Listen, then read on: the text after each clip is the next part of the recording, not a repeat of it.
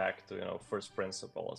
I think like as a business owner, I always like to look at, my key performance indicators. Yeah, I mean, it depends a lot on the business. If it's some big, whatever that does a lot of shipping and logistics and stuff, there's tons you can do with automation. But I mean, that's not really my area. So if you look at typically businesses that I talk to, like creative agencies or production companies or whatever, I typically see two approaches, and it's either to use AI for internal things, so presentations, storyboarding, mood boards. I think it depends on the business. So I think the best way that business can effectively integrate AI into their operations is purpose. You can keep looking at technology, you can keep getting sold new ideas, you can keep reading your white papers, but why do you need AI? What do you want to do with AI?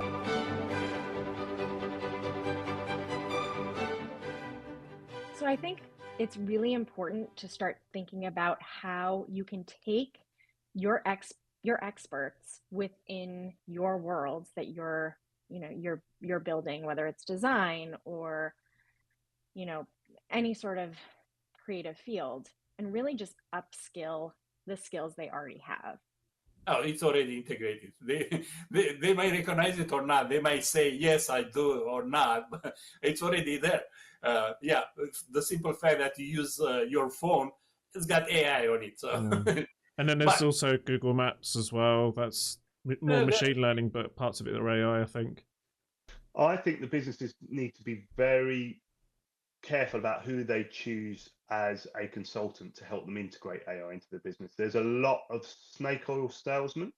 There's a lot of people saying it can do these, wonderful things, and it can. As you and I are aware, it can do amazing things, but you've also got to be aware of its limitations. It's really important to get them to understand that the old way is not necessarily the right way, and to adapt and figure out what those frameworks are that can only amplify what you're doing in business, on your team, whether it's adopting new AI tools or, just thinking about technology in a way that can fix the problems that are already in play.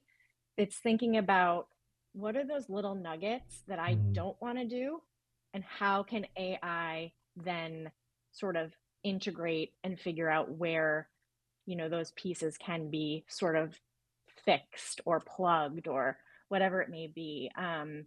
It's really important to effectively guide your employees or guide your teams to really just think about implementation in a way that's going to fix problems. What does your business look like after the AI world, right? I think one of my favorite questions is when I go and speak to people is, say we build you a bunch of AI systems, we show you how to use AI, and you're like, okay, oh, amazing, we've done our pitch decks, we've done all the work, and it's day one. And you're like, well, what's everyone going to do on day two? Have you made a business plan for your talent roster to, like, do they level up? Like, have you done all the pitches in the world? Like, at some point, there's going to be a break even that a machine can do most of the labor that you want your workforce to do. So what do you do with your pool of talent? Like, how do you empower people with AI rather than, understand how to just sort of like get rid of them? So I think businesses that are effectively going to work out how to use AI in the business are going to be the ones understanding how AI works. Or making your own kind of stock imagery that goes on presentation and sometimes to the customer.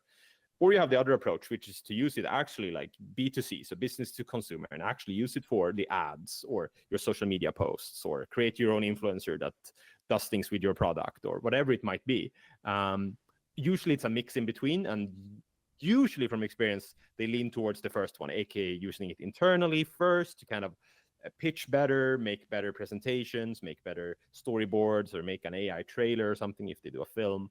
And they're kind of leaning into, as the tools become better, also using it in actual live, to consumer applications of whatever they're doing.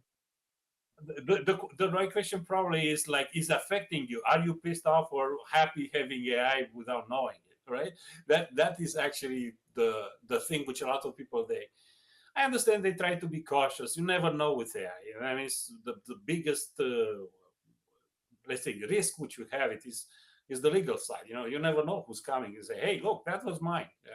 How the heck should I know, right? And it's in your device or whatever, in your workflow or in your image, for instance. Like, I don't know.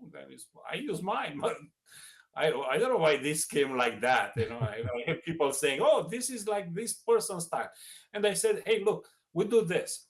I will take my images," and I did that many times. I took my own pictures of my own hand sketches or paintings, and I say, "Look, I will put this in Midjourney, and I will describe. I want to see my name on it. It ever appears? No." I was actually having even famous names saying, "Oh, this is like you," and I told them, "No, that's mine." So what should I have? Should I sue Dali or somebody? No, right? It goes backwards. It's a balance, but again, creativity. I think it's very dual in the sense that what is creative and what actually you think it came from you, but actually it was given by the platform.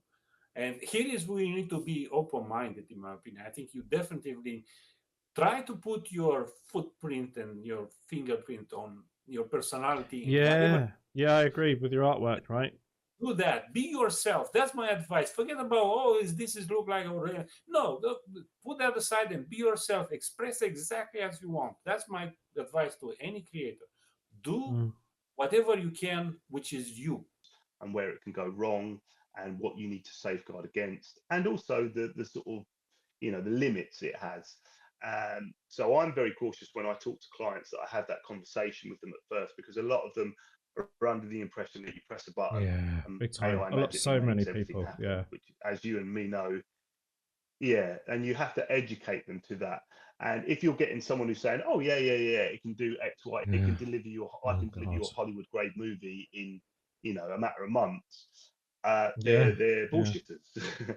And I think that you need to be investigating who you're bringing on board as your experts and your consultants. You need to make sure they've got a track record in delivering, whether it be in AI or another sector.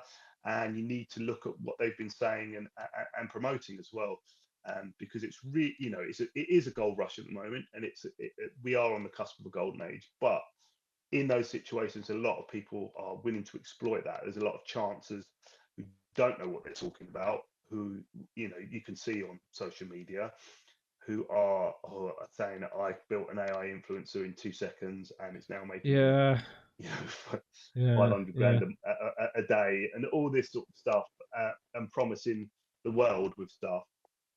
And I think you need to be pragmatic and realistic about what it can do, and also you need to be certain about what it can do before you rely on it. I've seen a lot of big companies go too early with stuff and deliver something that looks crap, and then that's put other people off, and it's also put their internal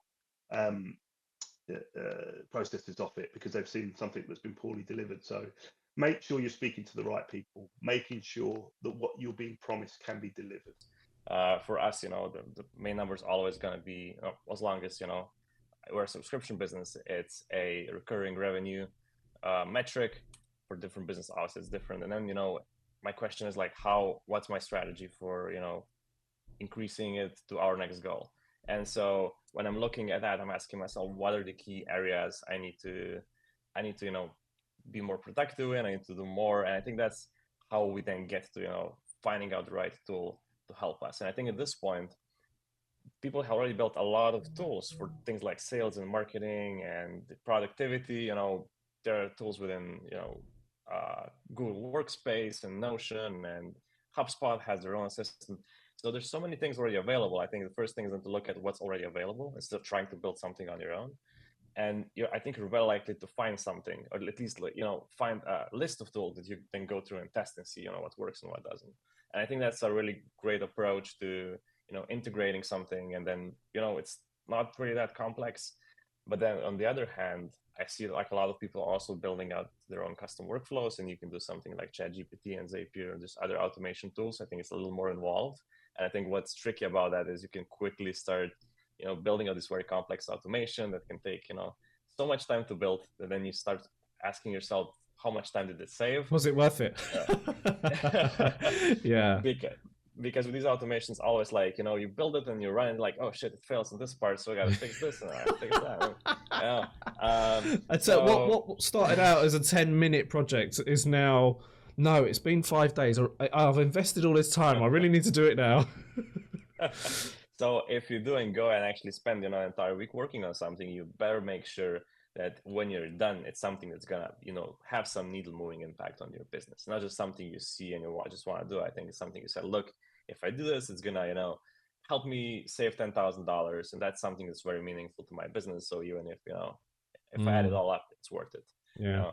And I think this that's how I think about this type of stuff, and help me prioritize what I should where to invest next. How can businesses integrate AI into their everyday things that they're doing? I think every single aspect of a business, whether it's HR and onboarding, where you can actually do something a bit more exciting. So I've really pushed to get AI avatars for HR, because that employee onboarding and having a buddy, so they're not interrupting all the time. They've just got someone they go to, and it's really nice if it's someone that looks like them. So you can choose your buddy, and they look like me, and they can talk in my language and explain stuff to me. Because I find across the workforce, depending on your experience and your background, is what you need. You learn easier if there's someone that looks like you and knows that. So I really love it for that. Sort of automation. Some of the more mundane tasks like data entry, data sorting. I now sometimes just put a load of stuff. I'd 47 a data set of 47,000 things I had to go through it, and I just chucked it into. I've done that. I've done that. Yeah. It just made it. It still took a good day, but it was better than Yeah.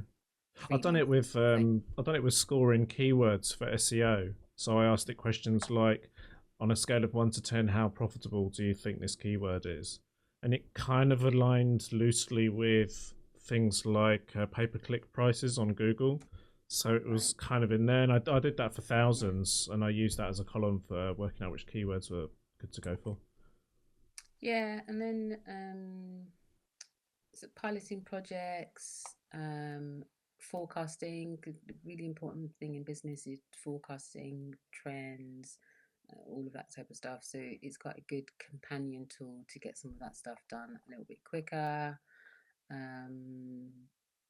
Staying compliant. There are some models that are better than others that help staying compliant, although I would add a caveat of, because the models, some of the data they're trained on, I think at the minute the latest data is April 2024. That's what Claude told me anyway. You always know that a lot can happen in 6 months. So you use it as a initial draft, and then it can inform the decisions you have with your legal teams or a lawyer or a legal consultant. We have an HR consultancy that we refer to, and sometimes I've just put stuff in here, and it just in here like Claude, because I use Claude more than any of the other similar models, and it just gives me things that I should think about asking the lawyer as well. Right. And there's businesses who work really sort of transactionally, for example, finances, very operationally, for example, shipping, creatively and efficiency-wise, for example, with agencies, right? So it really depends on what their objective was. But actually the objectives might start changing as well, because of the new capabilities that AI kind of offers up in terms of their actual kind of, functions and where they kind of fit into the world nowadays, right? We all know, I guess, from the perspective of workforce, there's all this stuff about, increasing the ability to just have some free time to do the better thinking on things, right? And so, get it to do all the admin stuff, for example. So I think there's some easy ways that I think a lot of organizations are, coming in on, but I think the more kind of complex spaces just haven't quite been figured out how to kind of do that in a scalable way.